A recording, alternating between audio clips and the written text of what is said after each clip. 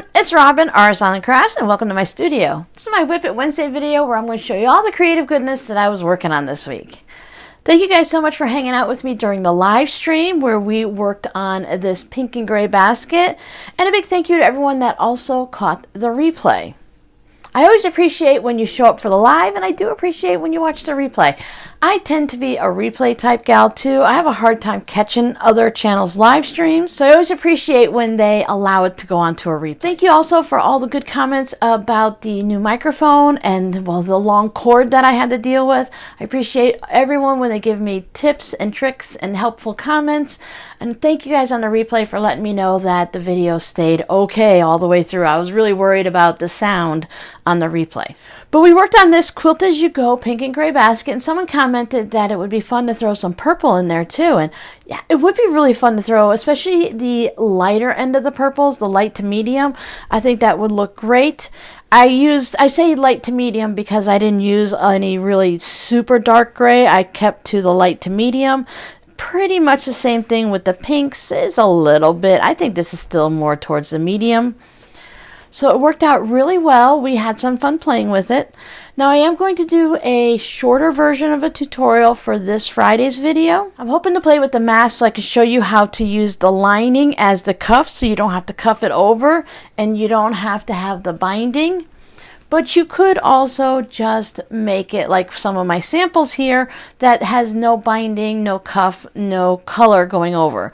But I do like when the lining comes over the basket and adds that extra bit of color there. There are so many great uses for these baskets. I actually just emptied the scrap fabrics left over from the basket out of this one. I was putting trash in that one, but this one, especially with the colors, with the pink and the gray, I like these colors in a nursery. So you could put cloth diapers or disposable diapers. You can put little cleaning supplies for like the bath and stuff like that. You can even just, at this house here, it might end up something like this would work for putting cat toys and stuff in. So there's hundreds of uses for it. Whatever you might need in your room, you can use it. I have a video where I took an ice cream cozy and I turned it into this little basket here, and I still use this for all of my little quilt clipping thingies, whatever they're called. So it's really fun. Since we play with fabric all the time, it's nice to have little bins like this on our sewing space and around the house. It adds that pops of color. You can use your holiday fabric and change it out or just leave Halloween year round. And if you make them all different sizes, they nest together nicely. Now the big thing I worked on all week were these zipper pouches. I have 27 of them. And as I was going through, I finished them all. As you can see, they're all listed in my shop, but I had to go through and I had to take photos of everything, and then I had to edit the photos, upload the photos, make the listings. I took 95 photos just to get these ready to go in the shop.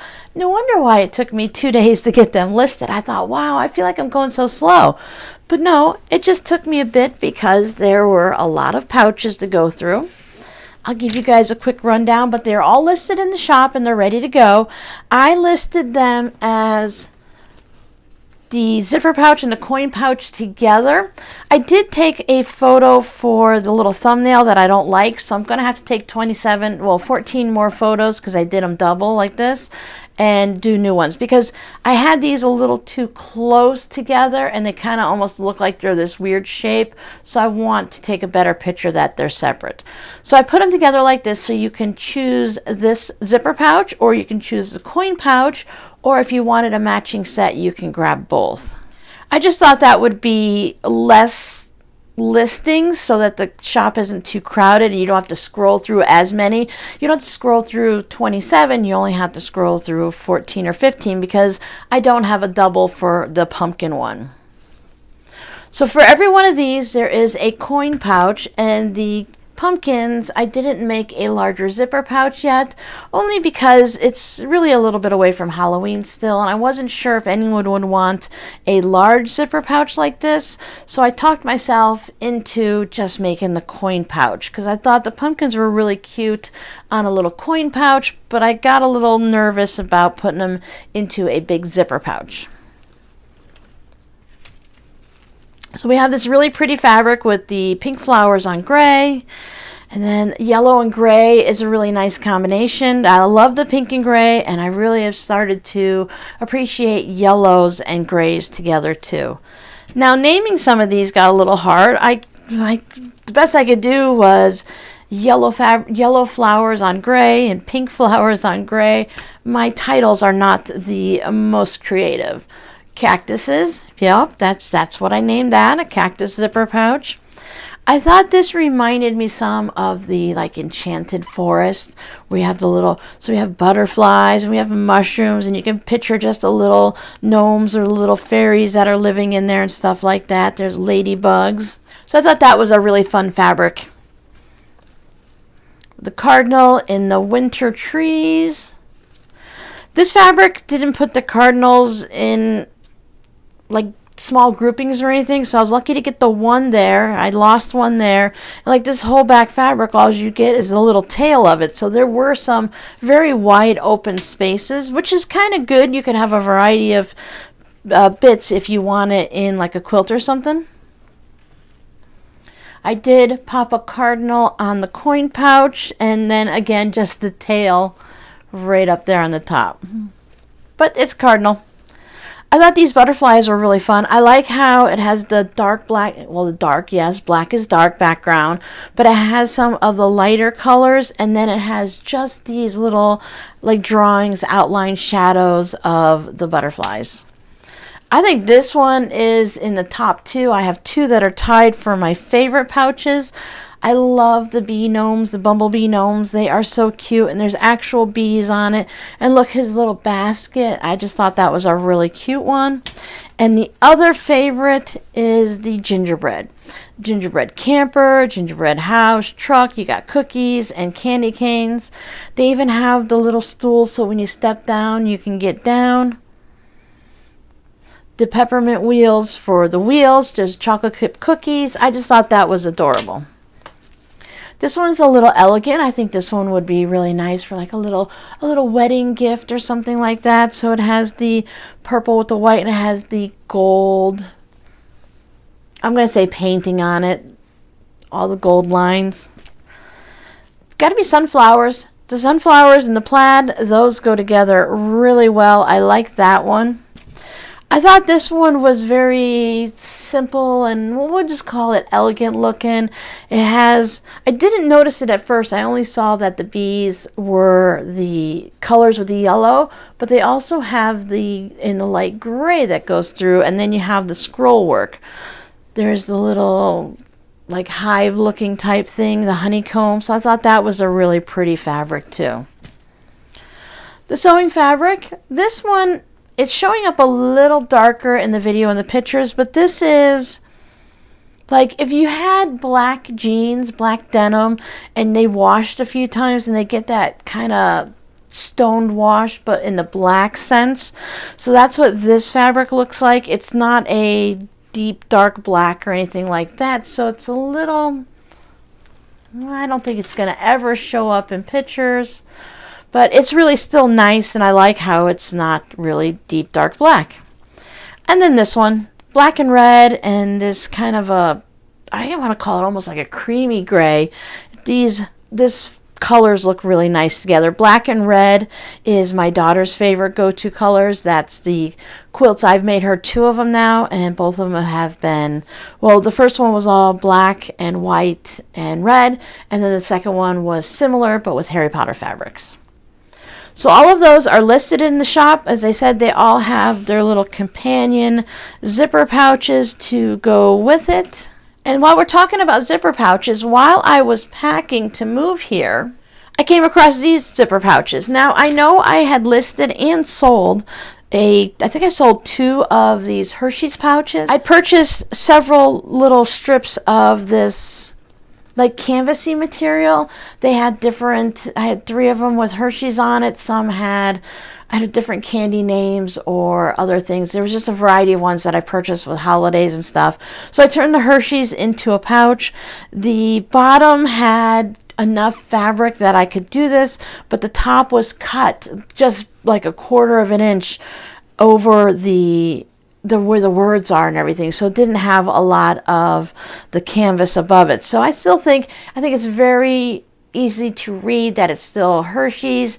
I don't think until I mention it that it's always that noticeable. I framed it with the brown. So all this to say, this needs to go into the shop.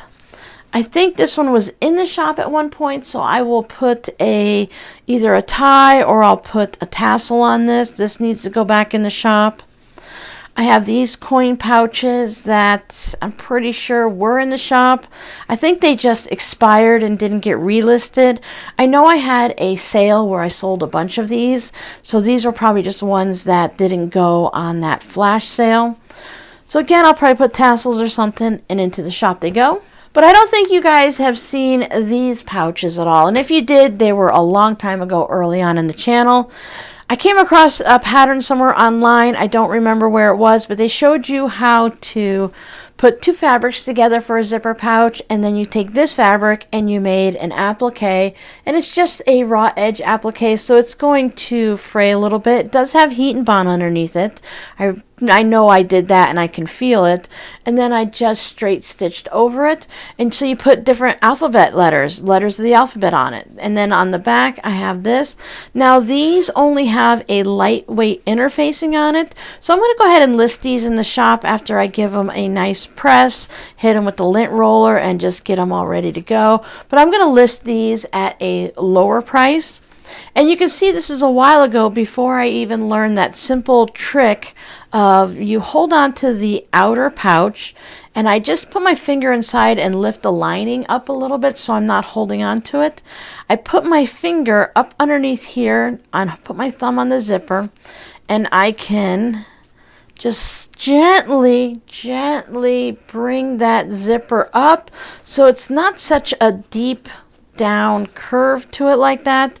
So then at that point, it brings it up a little bit. Now I can only do so much on this side because it's just the way the pouch is and the zipper is. There are some different methods to correct that, so I need to go ahead and look at some of those. But anyways, I have in this fabric I've had for a long time. This is one of the ones I picked up at Walmart many years ago, where they put them on clearance sale for $1 a yard. So I have some fun fabrics, and again, there should be all on the back. I just put like the lion's rule on there. I thought some of them might be fun for kids or just like little pencil pouches. So I have a variety of these. If you see one you want, just let me know, because it's probably going to be maybe a week before these make it into the shop. And again, I'm going to sell them at a lower price than I do with those, because those have the fusible fleece, which is a bit more expensive than just the lightweight interfacing, because I know I did not spend a lot of money on the interfacing, because I usually wait for that to go on sale. I tried to choose letters. I put M for monkeys because it just worked out perfectly. But I tried to use initials that worked out. What I did is I Googled. Okay, let's start over, Robin. I Googled the most popular initials for first names. So I have to do it with all of them, but this one's really obvious too because it's up against the orange. Just hold on to the back. Just bring that up. And you don't want to push it too hard because you don't want to make any of your stitches pop, and you don't want to see the seams coming through. But it's not the ones with the little tabs, and it's not perfect and everything, but it does get rid of the worst part of the dent. And it's such a simple thing to do, to just pop your finger in there. And just, can you see me just working my finger up there? And you want to make sure you're not holding on to the lining, because that makes it impossible to bring that up.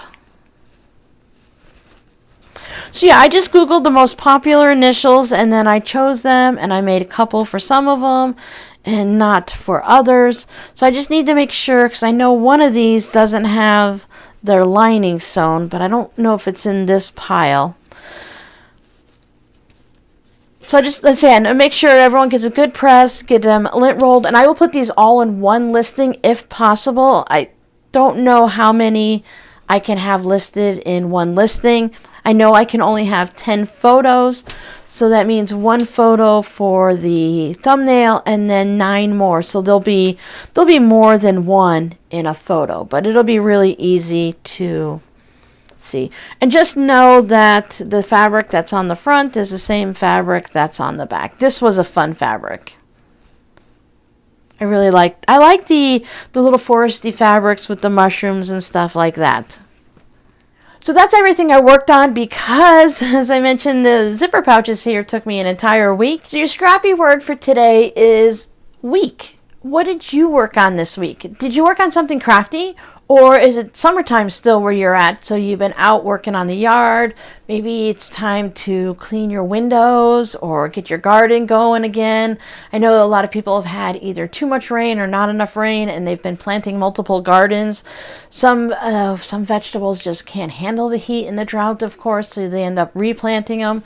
So I hope everyone who's been working on their garden is actually going to have a productive garden this summer. Florida is still, especially my area of Florida, I can't say for the whole state of Florida because down the center, because Florida, Florida has, and it goes like this, so right down the center of Florida has been getting a lot of rain, but on the west coast, on the Gulf of Mexico side, we're not been getting a lot of rain, so we're still in a drought situation, and that is definitely late in the year for us to be like that. So I've been here since June 8th, I believe, or June 9th it was, and we've mowed the yard 1.5 times because the front yard needed to be mowed down. The kids' yard goes like this down into we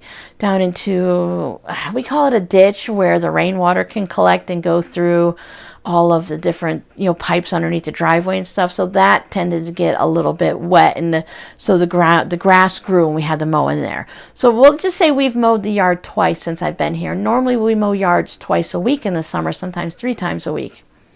So we haven't had a lot of rain. So hopefully everyone is doing well.